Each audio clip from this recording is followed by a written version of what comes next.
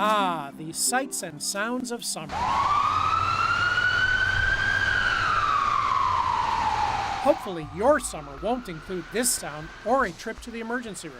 Heat stroke and heat exhaustion are common and avoidable. It starts usually with fatigue, weakness, nauseous, some vomiting, dizziness, and just basically not feeling right. People know when their bodies don't feel right, especially when it's hot out. And those are the first warning signs, and it can progress from there, and that's when it starts to get dangerous. Dr. Greg Hahn runs the emergency department at the Twinsburg Family Health Center.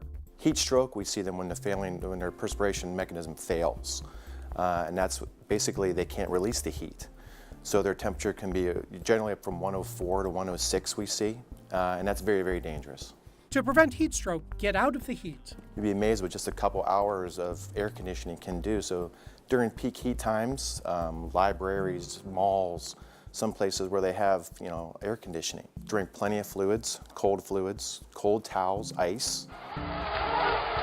Bugs also bring on the summertime blues. Some people get a mosquito bite, it's very simple, little hive, it goes away in an hour. Other people get severe reactions where the more they scratch, the more it gets infected. Know how to recognize fleas, ticks, and bed bugs. Ticks have 8 legs, bed bugs have 6 legs.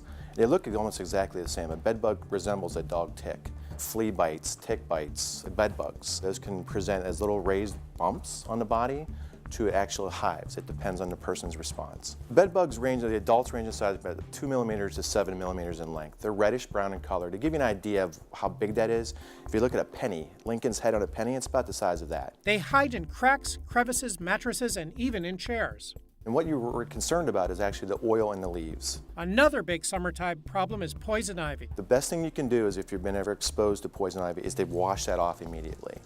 If the oil gets on your hand, you touch it and you just keep scratching up your arm, it's going to keep going up your arm. And there's different degrees of how people react to it. Some people it's a very local reaction, other people it's horrendous. Sometimes steroids are needed, along with antibiotics if scratching causes infection. Everyone's afraid that the fluid inside those blisters contain that oil. It does not. So if that ruptures, that fluid cannot cause it to spread.